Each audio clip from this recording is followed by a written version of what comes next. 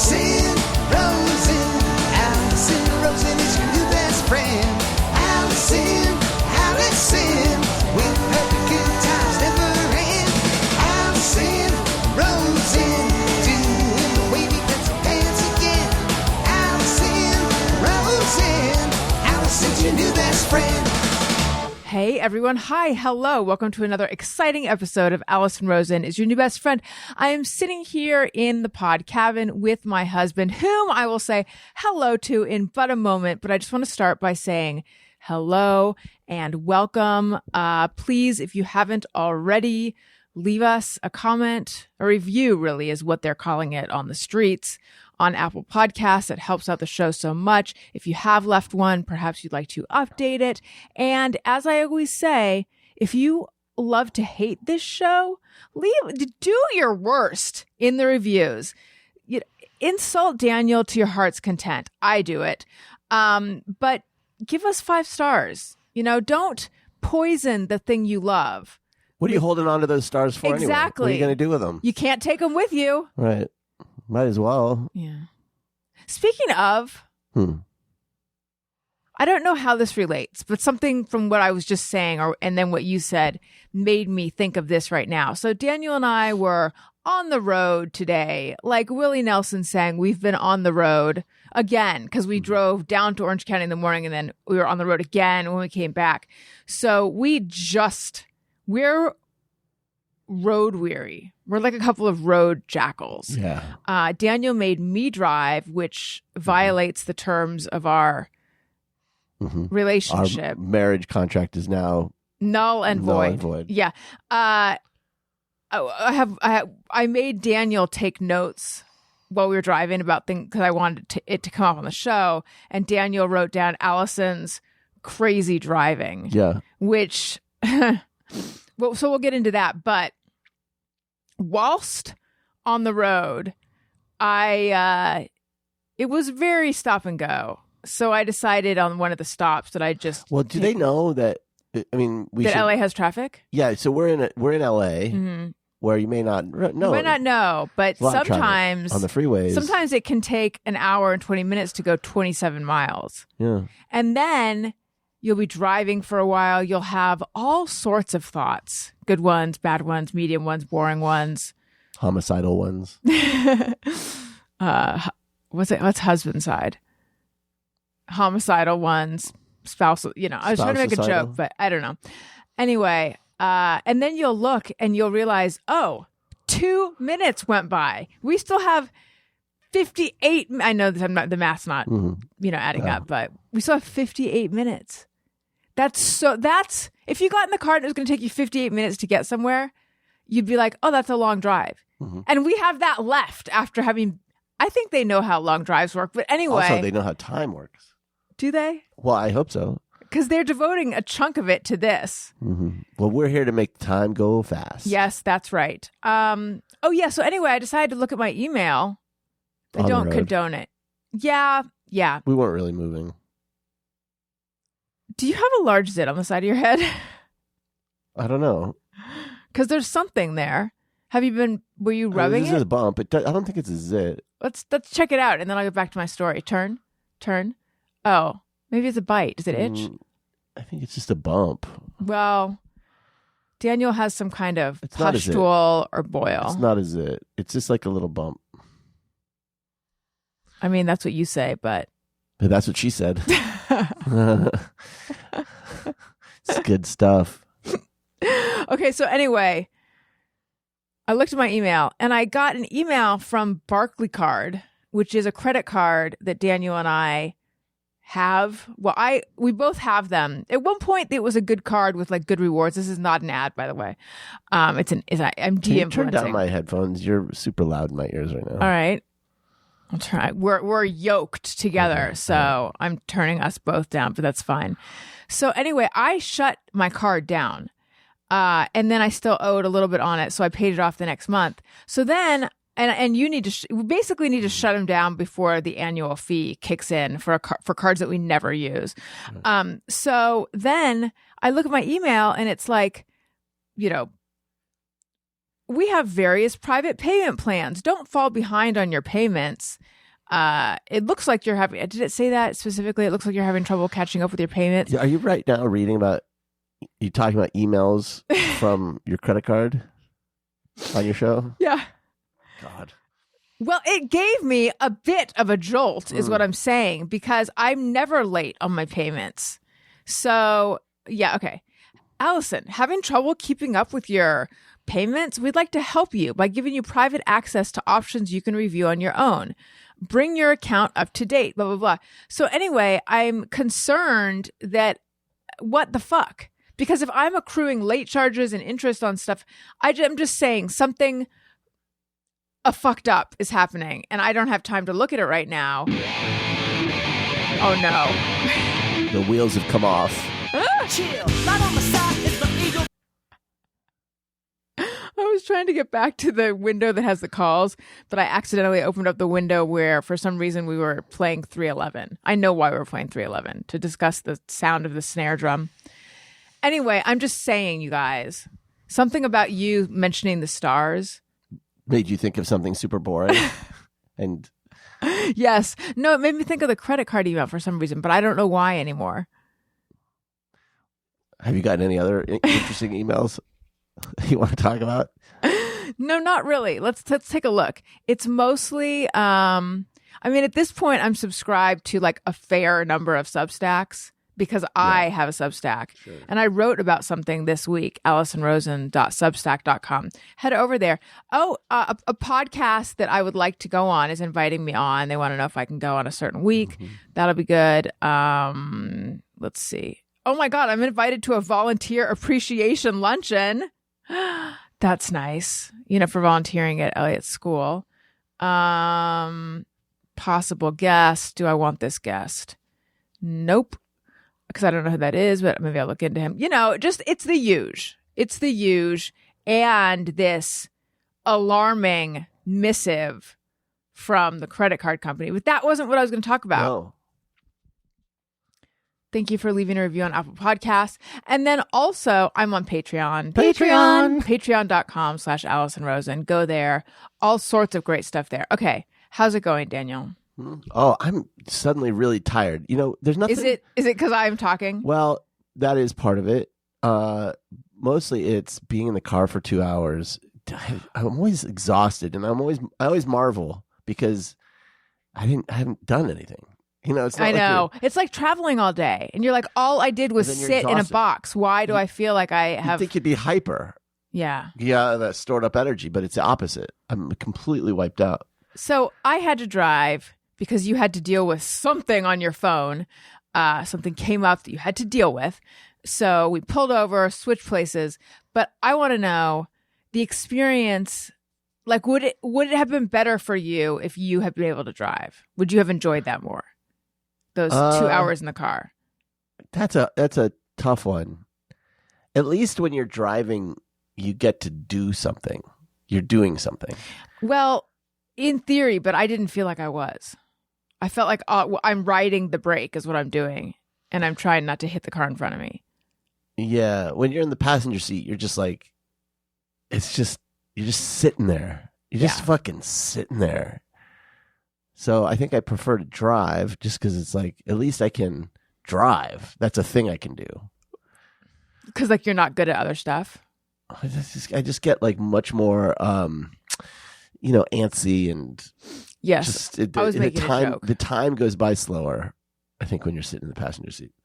The time goes by slow when you're in traffic is I think what it is. I was thinking like I would the 2 hours I could be in Ventura. Or somewhere, I don't know. I don't do maps. I don't do distances. But I could be somewhere 2 hours away. Or I could be somewhere 1 hour away, but it took 2 hours. Yeah. Oh, shit. There was something I was about to say about all of that. Sitting in the car, driving, time passing slower. This is so loud in my ears. I'm going to have to do this. Okay, there we go. Okay. Should we start the show? Yeah, let's start it. The fuck was I going to say? Oh my God, honey. Something about driving. This is terrible podcasting. but it's us and they like us. Yeah. Well, thank you for liking us. Thank you for liking us despite all this. Fine, I'll move on. Listen, guys, I'm going to tell you where this is headed. I might be what they call a Swiffer, which is where you begin to pick up Taylor Swift stuff due to all of it being around you. Oh, that's the term, Swiffer? Yes, someone, I'm so sorry that I can't remember who.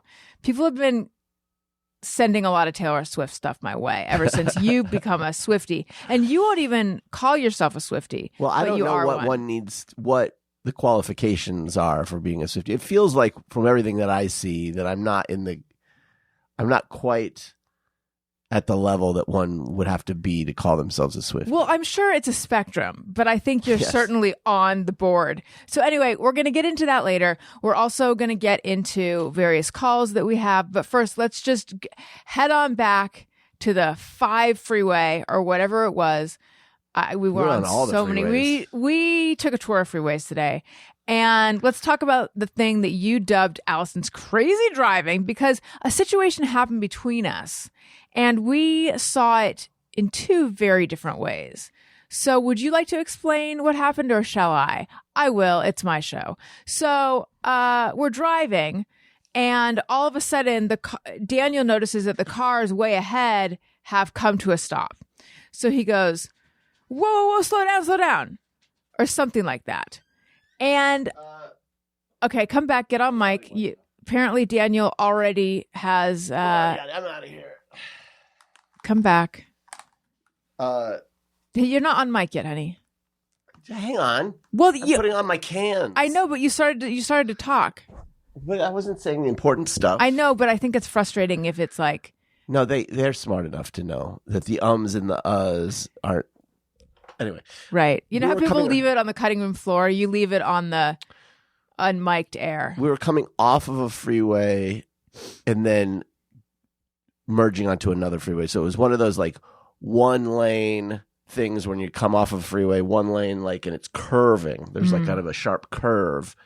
And the traffic ahead was at a stop. And I wasn't sure if she saw that. Mm-hmm. So I was just like, hey, there's like traffic. Yeah. That's what I was saying. Yeah. So I did see it and I would have stopped in time, but you might have alerted me to it, but I have no doubt that I would have seen it. Who do you sound like? Well, hang on. So I thought to myself, oh my God, that's what I do to Daniel all the time. All the time. And he is always saying stuff like, I know, but I would have seen it. And I know what I was going to say before. Or I did see it. I was going to say that you used to drive a stick shift and you claimed that you liked it because it gave you something to do while you were driving.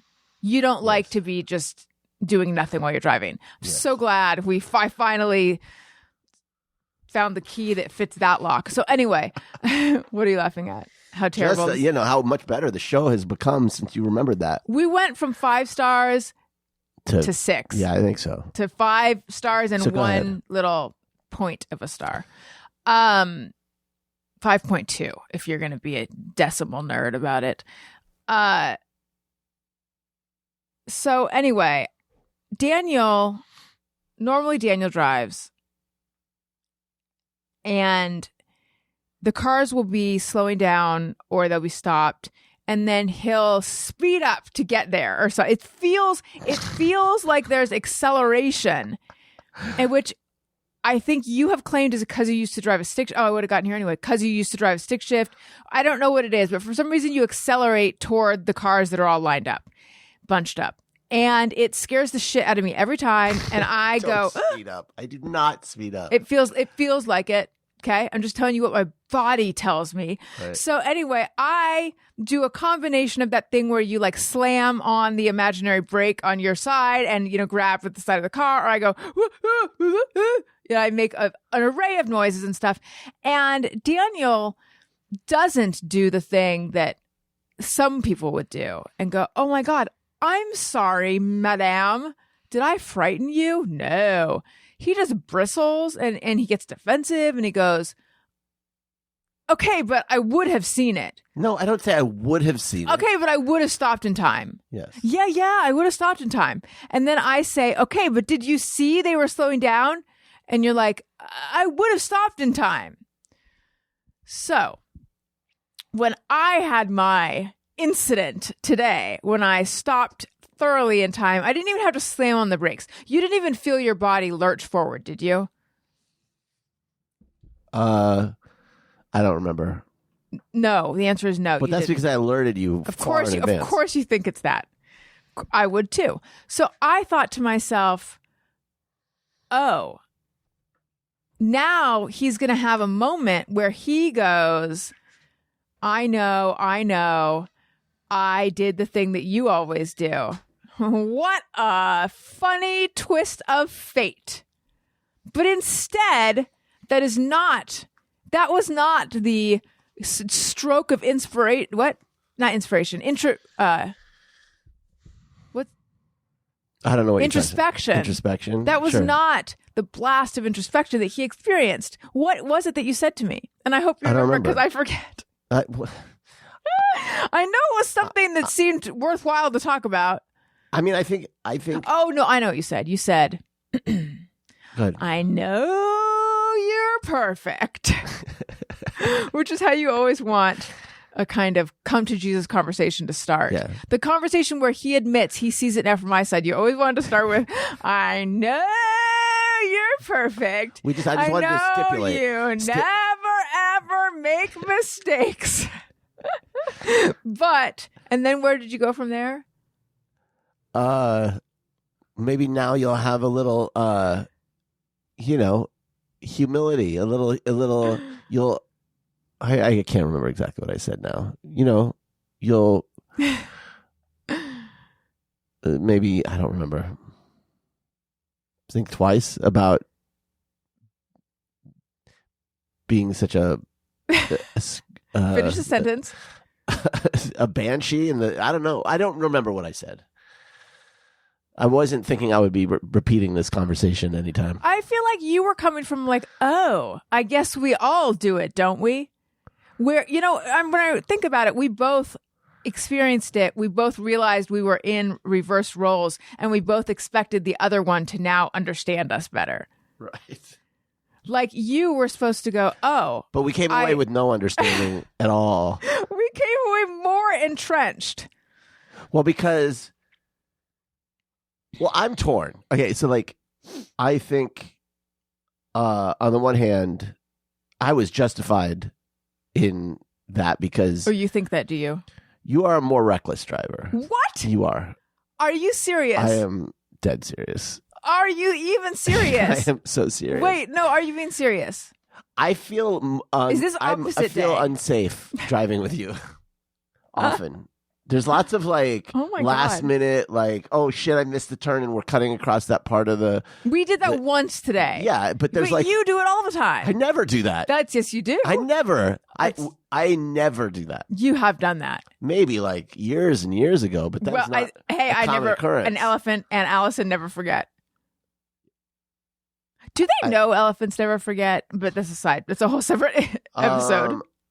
And so I don't know. It's there's a lot of white knuckling on my part, a lot of holding onto the oh shit bar above the door, and I know I'm keeping my mouth shut because I'm glad you're driving because I had stuff I had to deal with. And so this was maybe 3/4 of the way through our journey. Many close calls by this point. This is not true. Many Not close true. calls. So not true. And so I had reason to think that perhaps this was going to be the end.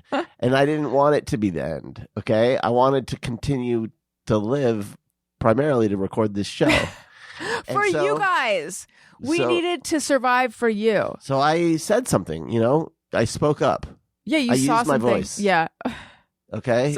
So brave. Sue me. So Sue me brave. for using my voice. Okay. Speaking my truth. You have a platform and I love to see what you do with it. On the flip side, when I'm driving and you do that, it's totally unearned. It's just you being an anxious person. However, part of me doesn't actually want you to stop, because what about that one time when I do need you to do it? I'll be glad you did it. Right. So like every single other time it's happened, it was unnecessary because you totally were aware. But there might be a time when I need you to. Yeah, exactly. And so I kind of don't want you to stop for that reason. I don't want It's you to like be how you don't want me to. It's like how you don't want me to stop nagging you. Because sometimes I need to be nagged. Yeah. Yeah. No, I know. Which is It's like, fun for me because it's like a grab. You know those stores where it's like, get a grab bag for, $4. And it's like, it could be stickers or it could be Jack's or I don't know what store this is. It could be lollipops. what this is, but This is a novelty store. Sure. A grab bag. It's like a grab bag where I don't know if I'm going to get you being upset that I'm nagging Right. you or you It's fun telling for all me of it's us. not nagging, it's fine. If you knew, it wouldn't be any fun.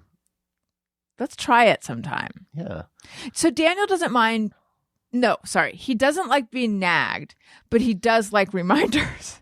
Yeah. Do you see what I live with? I think that the issue isn't in the being reminded. It's often the timing and frequency of the reminders. Well, but how do I know the difference between... It's like when I was trying to quit smoking and I decided I'm going to smoke every other cigarette. And then I was like, wait a minute. How do I know which one is which? Right. How do I know which is the other one? So how do I know which reminder stuck and which one is the nag and which is the reminder? You really can't, I guess. No, I guess there's really no way. That's interesting. Sounds like something that Scientists need to work on. I just think it's like, for the most part, maybe cut down on the things you need to remind me about. That's really the solution. The solution is want fewer things from me. We experienced relationship nag nirvana. I'm not going to say nagvana. It's not funny. We experienced a beautiful moment of simpatico nagging when I slipped you a list of, I think you were on the phone, and so I slipped you a list of shit you needed to take care of or look at. That works. Yes, it like worked, and you were appreciative of it. Yeah, no, that's good. Well, because I then think it's my voice that you don't tolerate.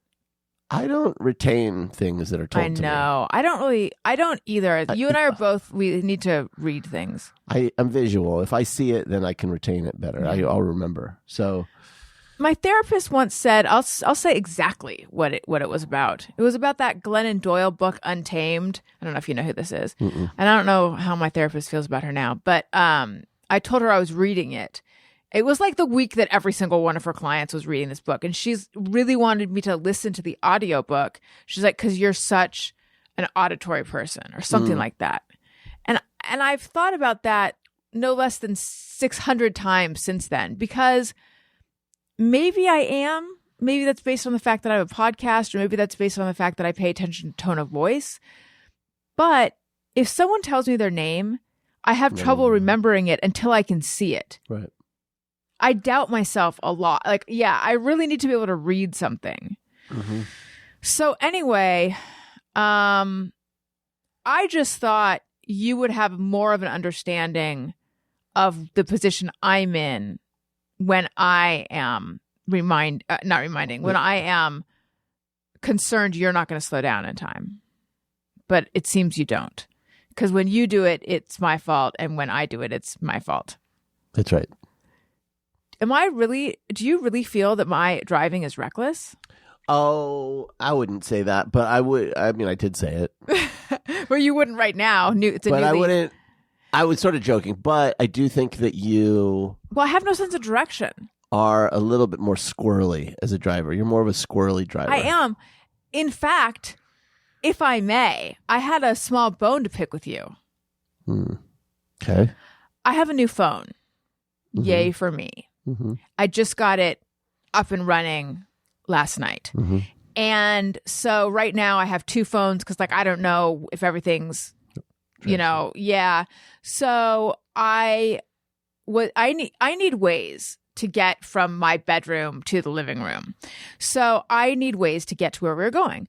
And, when we switch seats in the car, I turned my ways on and put it there. But I don't just need to be able to look at it. I need to hear it. I need it to either come through the phone or to come through the car's Bluetooth.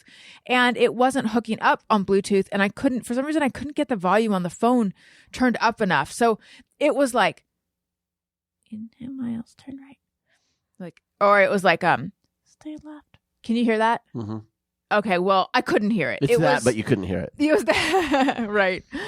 I'm taking liberties. It's a stage whisper. Yeah, I could hear the most faint thing, and it was driving me nuts. And I'm like, can you help me get it hooked up? And you're like, yeah, in a minute. And I'm like, can you help me? And I was sitting, and I was beginning, and like, can you help? Like, Daniel, I need you to help me. And you're like, I need a minute.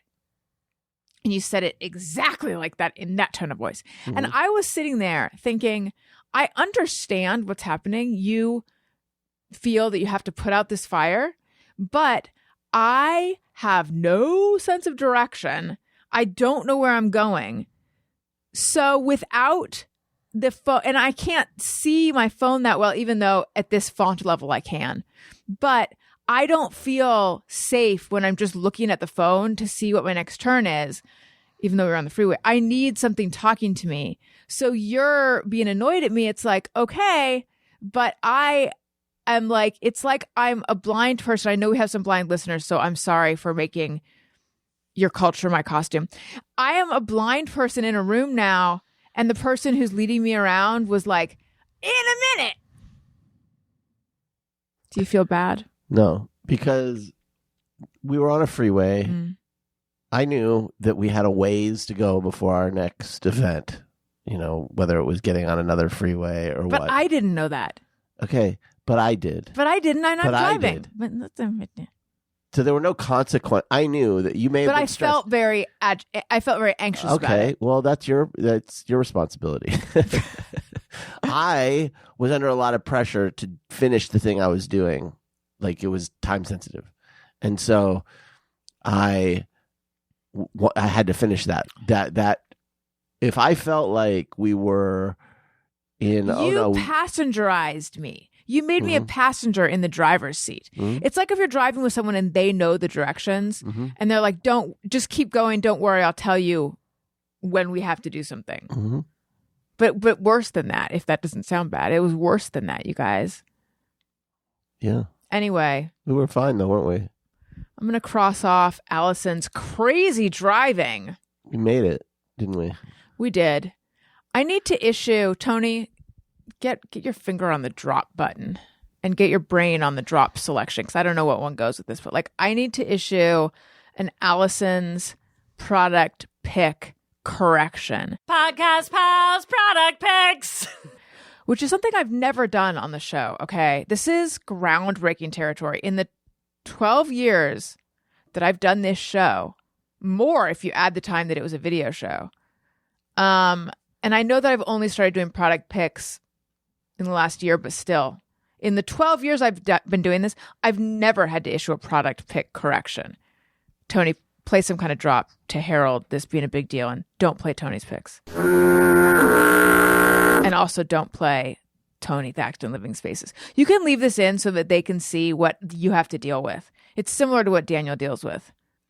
A lovely partner. Okay. I have fallen in love with a sunscreen, a tinted mineral sunscreen, which is what everyone's looking for. It's Elta MD, and I like it because I can put it on. And again, this is not an ad. It's like, oh my gosh, I have color in my face now. I don't even I look better in pictures. I look like I'm not wearing makeup, but my skin looks so much better. So I linked it. I don't know if I put it on I don't know exactly where I put it. I feel like I put it in more than one place. And then I bought a new bottle of it because I ran out and was simply beside myself. And this one I put on and I'm like, okay, did they change their formulation? Like, why is the tint so barely there in this one? And then I realized I thought that the one I purchased was Elta MD UV Clear. Oh no. Oh, no, don't tell me. Yeah. Don't. Daniel. No. Daniel. It was Elta MD UV Daily. Oh, fuck. I don't know how many people have purchased UV Clear based on the bad info I gave. I put my name on bad info, Daniel. We're fucked. Fucked. We are fucked. My credibility is blown. They're going to take the Everything that we've influencer built. title away from me. They're going to give me the title, and then they're going to say, we made a mistake, and they're going to take it away. Everything we have built here. And we've built a heck of a lot. I don't know how to put that toothpaste back in the toothpaste You can't. tube. I think you just say back in the tube. It was real wordy the way you said it. How do you know which tube? Though. You're right. You don't want to put the toothpaste back in the Neosporin tube. You really No. don't. It's gross. I bet you I could put toothpaste back in a toothpaste tube. It would just be difficult, but you can do it. Can you though? Because I feel like it might Absolutely. be trying to push a cork into a bottle of champagne or something. Like the pressure. Well, you could either I know toothpaste is not you would carbonated. scoop up all the toothpaste and put it in something else, like a syringe, different like okay. a large, Oh. and then you would force it back in with some pressure. You know what you do, and I know this from having to give myself shots. You should take the syringe and suck out air from the tube.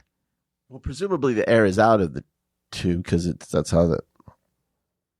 Well- It doesn't just dribble. Toothpaste doesn't just dribble out of the tube, hon. What I think the problem would be is displacing the air in the tube with the toothpaste, and it would force it out. It's not vacuum sealed, but it may as well be. So But there is no air in the tube. Yeah, there is. Not that much. Enough that it's going to give you resistance when you try to put the toothpaste back in, I think. No. I'm pretty sure. No. Could someone who works at Colgate and or knows anything about physics or chemistry? That's not the main That's not the main hurdle. But it's a hurdle. Not really. Like at the very tail end, it's a hurdle. Like at the very end, I guess. filling it to the very it depends brim. how big the nozzle is. Is it a nozzle? Sure. The tube end, whatever. Yeah. Well, now this is interesting. Well, this is nice because this is dovetailing into our new physics podcast that we're going to do. Yeah. Hey, it's Todd Perry from Alison Rosen's other podcast, Alison and Todd After Hours. And I think the big reason why younger people really love our show is because, let's face it, we're pretty hip. I'll tell you exactly what I read. I don't need to hide it. I was reading a book called The Menopause Manifesto. To hear more, check out patreon.com/Alison and Todd. Patreon.com/Alison and Todd. All right. Should we just get into the Taylor stuff? Yeah. We can talk about Taylor. Or should we talk about the fact that you've stopped wearing your wedding ring? I did. I recommend it. Yeah, explain, please. Because I explained both to me and the listeners. Well, it was like a couple weeks ago. My finger was like kind of itchy. So I Like it felt kind of claustrophobic. no, it was just the ring. You know, my skin felt a little irritated, so I took off the ring, and then it was like I kind of like this new me. You know, I kind of like it. Is what I thought. What did you like about it? I don't know. It kind of felt like Were you like role playing with yourself? Oh, this doesn't have to be permanent, is what it felt like. You know what I mean? Like a little bit. Like I could just slip it off. I could be like another guy. I could be like Single Dan. Single Dan. No, honestly. Is that like Island Dan's friend? Yeah. No. I took it off and then I just forgot that it was off. Yeah, so you set it on the nightstand where it just mocked me for days Were you and thinking about it days. for real? Yeah, and days and days and days. And then like you take the kids to school and Your I'm dad like, didn't wear a wedding ring. my dad didn't own a wedding ring. Yeah, so what's the big deal? But you do. I'm not married to my dad. I don't have to own it. I didn't even know that men wore wedding rings until I was an adult. I don't know what I thought. Like somehow it was like I don't know, whatever. I didn't realize that my dad was telegraphing I'm not married to every single I wonder if he had a ring with his first marriage. Oh. His thing was just I don't like jewelry. I think that's fair. But you like your ring. Or so you led me to believe. So anyway, Daniel just set the ring down. Yeah, and then I'd be like, another day of not wearing his ring. And then I can't believe you were thinking about it. That's hang on. So funny. And then you would take the kids to school or take them to this or that. And I'm like, he is parading around ringless. They're going to wonder, either they're going to be like, oh, single dad, or they're going to wonder what's going on. That's right. Now, you don't pay attention to things as I do. I don't. Do you know what I do with my rings? I have no idea. Okay. I typically don't wear them at home. Right.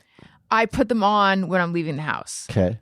But I began wearing my ring at home. But in order to show me? Just to be like, this is what a good spouse does. I didn't make a point of it. But you know that if I had noticed you wearing the ring at home, I wouldn't have thought, oh, that's weird, because I've never noticed that you weren't wearing it. I had no idea you don't wear it at home. I don't ever pay attention to whether you wear a ring or not. I don't pay attention to whether I'm wearing I honestly had completely forgotten that I wasn't wearing my ring. It wasn't like it was a decision I made every day not to put it on. It didn't occur to me one time until you pointed it out. And now I'm wearing it now. Okay. I was looking at the wrong hand. I knew that it didn't really mean anything, but I was also like, what does this mean? Ooh. What does it mean? Well, what do you think it means? I don't know. I don't know if you were like shoving it in my face. Yeah, maybe. Or if it's just like a part of your love for me has died, no big. Ooh. Well, I didn't know what it was. It was like, okay, some part of him is not into this. Makes you wonder, doesn't it? Mm-hmm. Oh. But the result was, I said, fine. He's not going to wear his ring. I'll really wear mine. You'll extra wear it. I debated wearing mine in the shower and while I sleep. The reason I don't want to is because... I really would have noticed then. Really? No. Why would I have noticed? I don't know. But I was like, fine, I'm just going to be someone who wears it around the clock like you used to be. But I can't, I'm afraid it'll slip off. And also, like, It's just not... Your ring is just round. Mine has giblets on it. Doodads and thingies. A diamond, basically. It has a stone, so I'm afraid that it'll, like, catch and stuff. I don't know. I still might. Yeah. Listen, if you leave me, I'm going to wear my ring 24 hours a day. I mean, the funny thing is, I would probably catch more ass wearing my ring. Well, that's what I told you. That's what I told you today. Yeah, so that's why I put it back on. Yeah. So, listen, honey, the dropping the kids off at school, it's a real scene. Is it? Oh, yeah. Do they know? They probably know, but do they know about our morning agreement? Which is I get up with them and get them ready for school and you take them to school. Because now they do. Well, and I encourage everyone to do this in your life or your relationship. If there's something that you're making fair, because it just seems the right way to do it, make it fair, there might be a better equitable arrangement. So Daniel and I would switch off every day who got up with the kids and who took them to school. I don't mind getting up early, getting food for them, getting them dressed. I love this about you. For some reason, I really hate, and maybe it's because of my reckless driving, I really hated having to get them in the car, driving them to school, find a parking spot, get them out of the car, it's social. It involves needing a bra, or I need to wear like a heavy enough thing over that people can't tell. I like wearing the bra. Yeah, I know. The driving bra. I don't know. It's weird how much having to drive somewhere is like a barrier for me to doing it. Whereas you, like, I don't like to go, you don't mind getting gas, etc. You, for some reason, hate, I mean, I understand hating getting up early, but like, you really like having that extra however much time to sleep. Oh my God, it's the best. Having to make food for the kids I stresses hate you that. out. Oh, I hate doing For that. some reason, it's like you have like a block against it. I fucking hate. Well, I don't like feeding me. Right. So having to get them food stresses you out. How do you feel about getting them dressed? You're probably fine with getting them dressed. And stuff. It's a pain in the ass. Yeah. Pain in the ass. I mean, the smaller they are, the more it's like trying to put clothes on a doll that's wriggling Right. and wiggling. Now it's like trying to put clothes on a wild coyote, you know? But anyway, this system works well for us. Yeah, I'm very convinced grateful that we figured it out. The schools must think either they have an absentee mom or one that has a job. I've noticed that a lot of dads do the dropping off Really? at the preschool. Yeah. Not as much at the elementary school where it's fairly even. But I Interesting. suspect there's a lot of people who have similar arrangements. It's like a dad club. Yeah. It's funny at the elementary school because you never notice this as a kid, but it feels like every single parent does the exact same thing. Which is what? They, Sorry, I'm drinking out of a metal straw and it couldn't be louder. they will, get the kid's backpack on or get them ready, whatever, and then give them a kiss and like get down and give them a kiss and tell them they love them and have a great day. And then stand there and watch as the kid like walks and then rounds the corner. Every parent does that. And as a kid, you don't notice. No. You're not paying attention to how much the parents like Are 'cause aware. Why would you like? But every parent is like so Invested? just like what it means to the parent every day to watch their kid go to school. Mhm. Like you can't know that as a kid. You're just like, ugh, there's the parents, And maybe it wasn't like that when I was a kid or something. I don't know, but like every parent is just like, oh, Yeah. there's my fucking precious sweetie, I know. When I think about, my mom would pick me up, I'd get in the car and she'd say, "How's your day?" And I'd be like, ugh. Yeah, I get that. But- Just like, ugh. It's, first of all, it's not something that I'm in any position to make light combo about. Like, Right. I always felt like, hey, lady, I didn't choose to go. I'm forced to go. Let me just get through with it. Let me process or dissociate or whatever. And I'm not going to be your dancing monkey. And I'm not. No, she didn't say, how was your day? No, she said, did you have a good day? She didn't say, what did you do today? Which is also a difficult question, but it's more literal. She wanted like how was your day? And it's like, it sucked. I'm in school. I do get how the open-ended question is hard to answer because it's like, what do you want me to tell you? You want me to walk you through the whole fucking day, old man? Yeah. Yeah. And also for me, at least, it was like, it was a real mixed bag. There were things I liked, playing recorder in recorder class, and there were things I didn't like. The fact that only uncool people evidently enjoyed recorder, but I happened to be very good at it. And Mr. Wilson really liked me, but I was like uncomfortable with, I didn't commit to just being like, you guys, everyone thinks recorder is lame. I don't. I didn't have that sense of self yet to Do you embrace regret not pursuing recorder further and seeing where that would have No, taken I think you? I topped out at What Would You Do with a Drunken Sailor. No, I'm just saying like every day had hard parts of it that I had to just suck up and deal with. And every day had nice parts of it. Not every single day, but all of that is like very intense. And it's a lot to then have some person who's like smiling, hanging on your every word. Like, how was your day? Yeah, I know. I try even when I ask, because you're supposed to ask like more specific. Did questions. anyone need help in school today? Or what was the favorite thing you did today, Yeah. or something like that? I still get hum yum as an answer. Elliot has make-believe words that he says all the time. Hum yum and shuki. Yeah, I just get fucking nothing. That's why we had to send you in as a Spy. covert spy to have any notion what's going on in that place. Yeah, and Owen's the same way. He won't fucking tell me shit. What I've noticed about him and also about Elliot, they tell us stuff, but it's like they're on like a 2-day delay. So or the next day, but it's never the same day. No, but it'll be like something happened that made me sad at school yesterday. But it's always a delay. That's always interesting to me though, because what that means is they've really been ruminating on it. Yes. Yeah. Like I guess one of the girls in Elliot's class fell. And I found out about it the next day in the same way that you're talking about. And she like, is it the one who broke her arm? No. Oh. And she fell on her face and like had to get stitches. Oh my gosh. I think maybe her tooth went through her Oh my lip God, or I didn't something. know about this.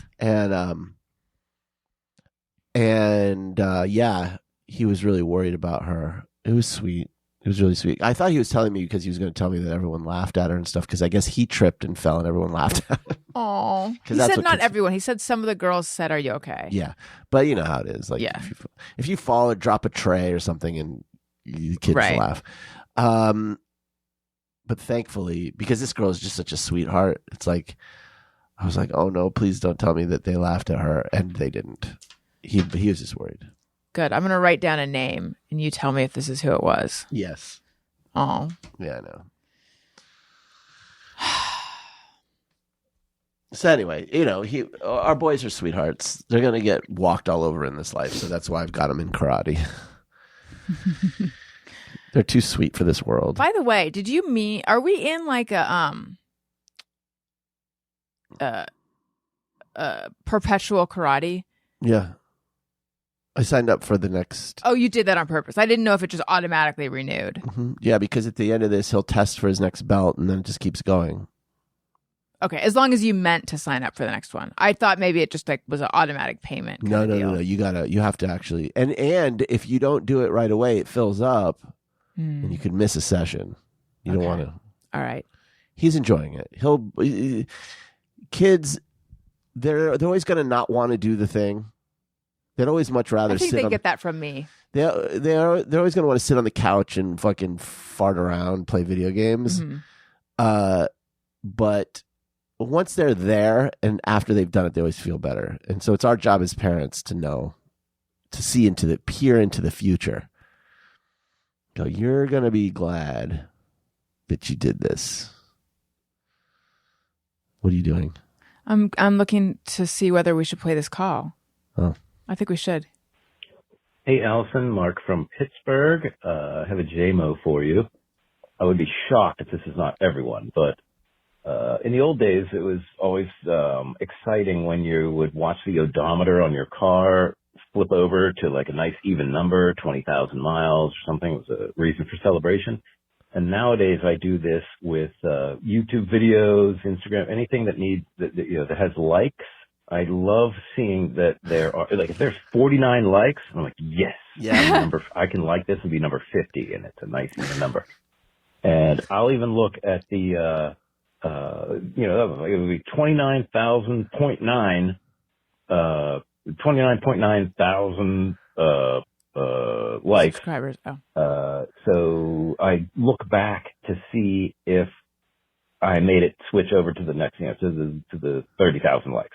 That is so anytime I see a video that has, in a number of likes in the 5s or the 7s, I don't care. But if it's a 0.9 or a 9, I am so excited that I can maybe flip that. Even though if it's the thousands or the hundreds of thousands, there's a very little chance that I'm going to be the one that makes it go over the edge. I always go back and check, and it thrills me if I'm the one that made it flip. Just me, everyone. That 100%. Really? Yeah, 100%. And I actually also, if it's a 4, I want to get it to that 5. To me, it's like 5s or 0s is what you're aiming for. So I'll like things that maybe I wouldn't otherwise have liked if it looks like it could get that 5 or that 0 like you. So absolutely. We have another call from him as well. I don't do that at all. Never ever. Do you have anything like that in your life though? Like where you're craving that 0 or that 5? Like, are you? No, I'm the opposite. Numbers related? Yes, I am. You've heard me talk about this before. I don't like to wake up on a 0 or a 5. So if I wake up, So you're avoidant. I'm avoidant. You avoid the 0 and the 5. I have an anxious attachment. I avoid an That might be attachment why you to don't do it numbers. then. Probably. Hey, this is Mark from Pittsburgh. Daniel, this one is for you, but first, Allison, thanks for the compliment on my voice a little while ago. You said I should be doing voiceover work. Unfortunately, I don't because I'm legally blind, so reading a script, especially while being recorded.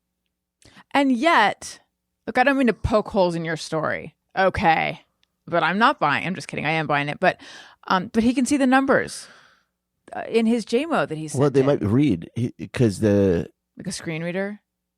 yeah. Well, isn't there an accessibility feature where it just reads everything to you? Yeah. So Forwarded would not be ideal for me, but I try. And speaking of the visually impaired, Daniel, I was literally about 15 years ago, I was a passenger in a car that was pulled over by a plane. And we learned all about this. That was a surprise to us too.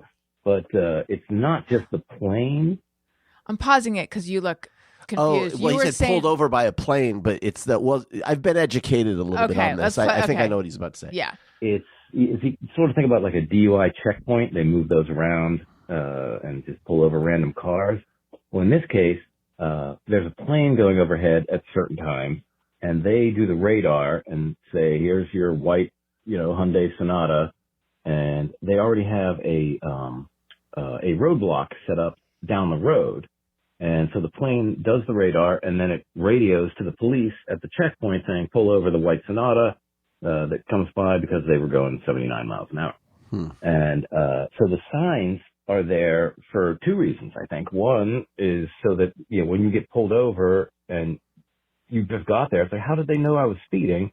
That's why they put the signs there. Well, no, you were radared from a plane, not from a cop car. And I'm losing my train of thought, but I want to remind him. But it's a recording.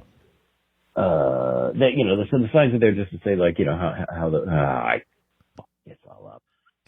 I'm an idiot. Nice work, Mark. This is exactly what I thought would happen. But okay, thanks. That I happens to me. feel like the meat of what he was trying to say came through. I think it's interesting. Apparently, So, explain. You said that you had seen these signs, and are they attached to anything in the real world? especially if you're driving the 10 or these freeways where you're out in the middle of the fucking desert for long stretches, hours, and it's just like straight middle of fucking nowhere, and you'll see a sign that says, speed checked by plane. I've always been like, what the fuck is this? Like just a thing there to keep people, Like when it says red light camera, but are there really red light cameras anymore? Sure. And apparently, though, people have told me, Mark's not the first one that they've gotten tickets. One of the things that they have lines on the road, and so the plane can see the speed it takes to get from one line to the next. The time and then, it takes. Yeah, and then they radio down, and the cop will pull you over. So there you go. Now we know. Hey, Big Brother is watching. I hope not. Mhm. Is he watching? Not my Big Brother, but yes. Mark needs to do voiceover. He needs to do radio. He has such a radio voice. How can we make this happen? Or maybe we just need to get him to, sorry, Mark, I'm putting you to work, record some drops for the show. We got to figure out what we want him to say. And then we got to have him, if he wants to, we got to have him say it. There you go. We figured it out. Okay. So now we don't have that much time because we're losing childcare pretty 15 soon. minutes. So, but we got to get in we got to get in like 12 minutes. Mm-hmm. So here's the deal. Let's say your husband is into something that you're not into, like butt stuff or swinging or being a plushie or something. And then you notice, and you've said no, I don't want to shame you, but not for me. And then you notice he's not wearing his ring. And as a last ditch effort, you say, fine, honey, I'll do the butt You're stuff. blaming me. You're blaming me not wearing Fine, my I ring will for this? do the butt stuff. Or you Is know that what? all it takes to get you to do the butt stuff? I have not. put my I ring on. will go to a furry convention. I'll go with an open mind Right. because you are important to me. Sure. I don't know if that's what happened, but somehow I am now listening to Taylor Swift, Tortured Poets Department, and I'm liking it. And I'm looking forward to time in the car away from Daniel where I'm like, oh, it's sort of like a book that you enjoy reading. Like, oh, I'm looking forward to listening to that again. Or like, oh, I have a thing that I'm liking to listen to right now. And when I reach the end of the album, which I feel like I've only done once, then You're listening to the anthology too, which is 31 tracks. yeah, but I've really, the beginning ones are the ones I've heard the most because it's long. So I keep, not getting through, etc. And then I go back and I listen to it from the beginning, and I was in my car just grooving to, I don't know which song, and I'm sorry, I know this is disappointing that I don't know which one, but like being like, this is so weird. This is not the kind of music I like. I feel like I'm cruising along, listening to like enjoying, the opening music to The Hills or something.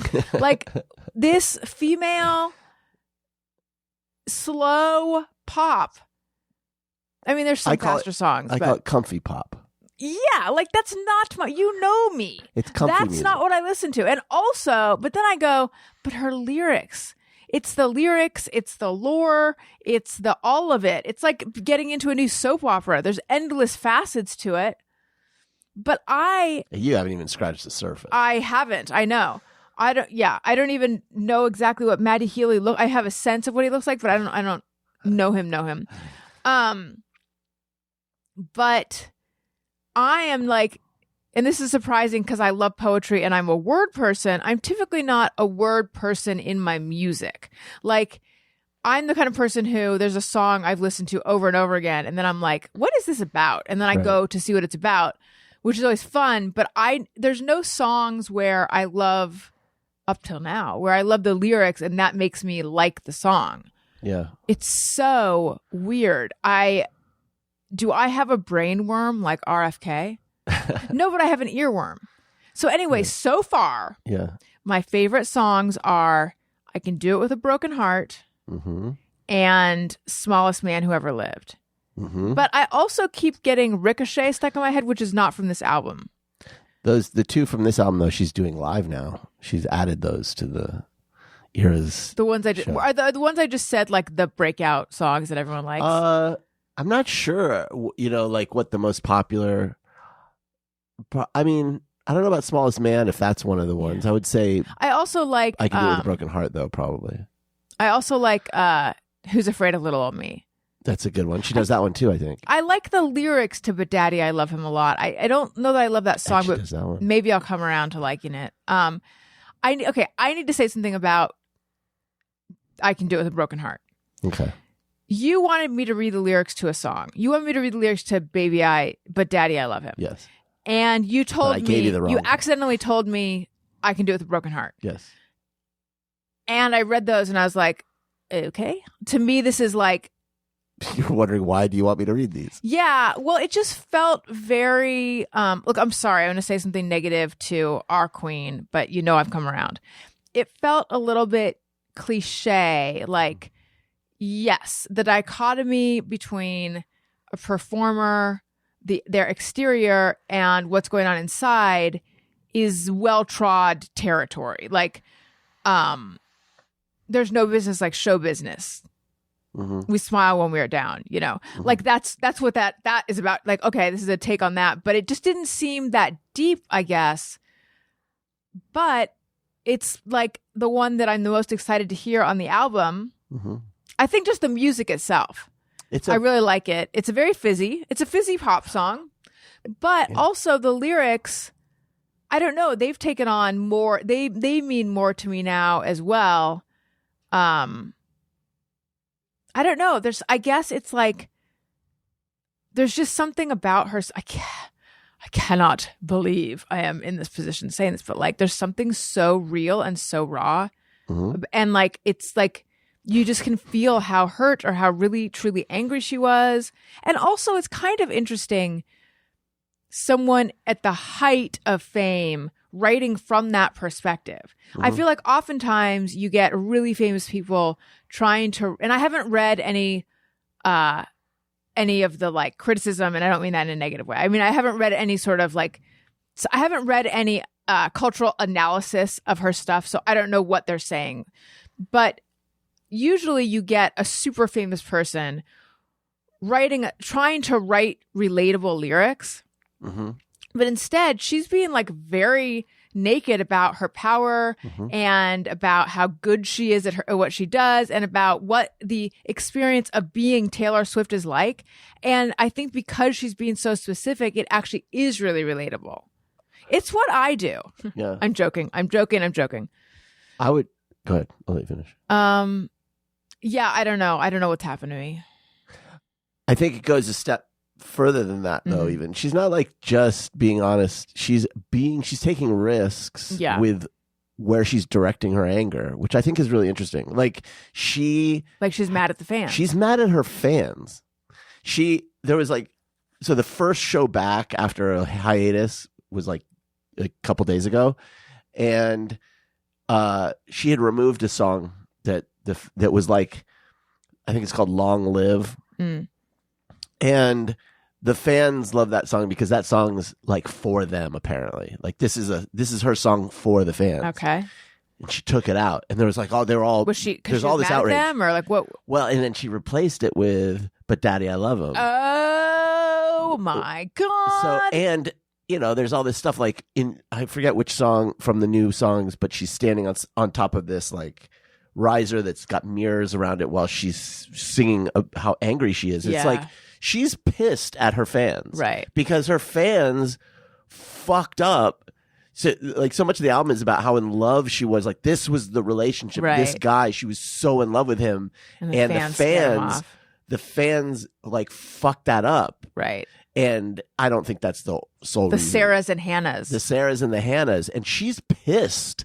And so she's like... Although if your name's Taylor, should you be casting aspersions on Sarah and Hannah? It's interesting to see someone who is like known for having this fan base. And write so many songs about how that fan base is actually something that she is a problem. There's a song called The Albatross where she's like kind of like talking about how, because of her fame and because of these fans and because of the attention that she gets, she can't ever be good for somebody, you know? And she's clearly, that's like, I like that she's writing about things that are true. I there's so many bands where they get further in their career and they run out of shit to say because they're trying to write songs about like the world or and it's like she's not even bothering that shit. She's just writing about her life, and it's great. That's all you have to do. I was something funny. I was watching some of the clips on TikTok from the show. Of course, and Daniel is now all Taylor all the time. He casually mused earlier about like, do you would she ever run for politics? I mean, why would you? No, she shouldn't. She's more powerful than any politician. But the fact that I was watching said it. You don't know who you're going to get on the TikTok live, and it was some gay guy who was like just screaming the whole time, and I highly recommend watching her live show from the phone of one of her gay fans, because this is almost verbatim what happened. She's like, it's the transition between two eras. And one of the things with the new concert is she's got like wardrobe changes and stuff. And you talk about lore that you haven't even scratched the surface of. So there's a transition, everything's dark, and then, like, I can't remember exactly, like dancers come out or whatever, and then she comes out and he loses his shit, completely loses his shit, and he's like, she goes, she's got an interest, and it's got colors. And I'm like, oh, the colors of the dresses are part of the lore. This is way deeper than I'm ever going to go with this shit. But I loved his enthusiasm.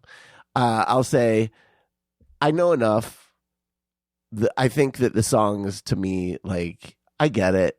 They're great. I don't need to know, like, if the fucking capital letters, spell something, or if someone sent you a 60-page document. Yeah, like, did you read it? I started to. And you requested it. Yeah, I was curious. But I couldn't get far into it.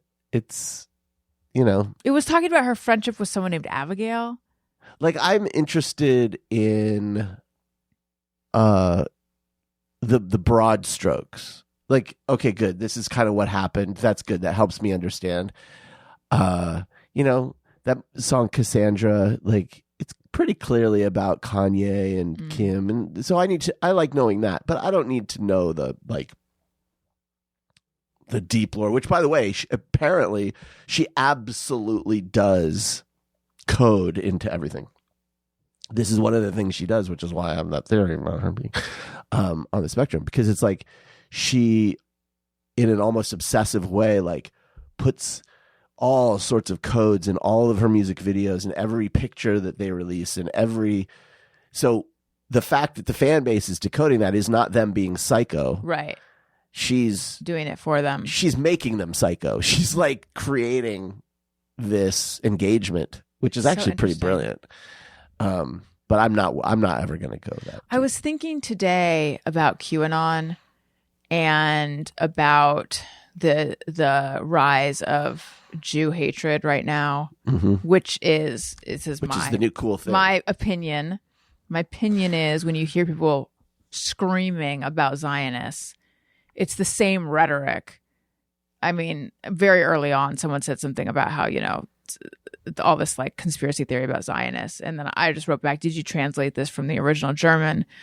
So from day one, I have seen this anti-Zionist movement. It's a way for a lot of people, not all, to express anti-Semitism they might not in a way that has deniability. Yeah, but they might not even be aware that it is. And look, if your criticism is about the way Israel is conducting this war and about Israel's politics and the leaders of Israel, that's not anti-Semitic. There's a way to do that in a way that's not anti-Semitic. My thing is and this is actually your thing as well, when you're using anti-Semitic tropes to discuss your problem with Zionists, that's where it crosses into like it's clearly anti-Semitism. Or if you're arguing against the existence. But anyway, all of this is a bigger thing, which is I was thinking about the appeal of like QAnon and the appeal of the root of all evil is Jews, and it's like I know we have to end. It's a way it's a conspiracy theory way to understand. It orders the entire world. It's a way to make sense of a confusing world. And in a non-pathological way, the level of code in the Taylor Swift stuff is it's fun. It's a way to understand all of it, probably. Yes. Unfortunately, we have to go. You guys, thank you for listening. You're the best. I'm sorry for the abrupt ending. Please follow me on all the things. Thank you for listening. I love you. You matter. Goodbye. Bye. Hey, do you know about the Alison Rosen show?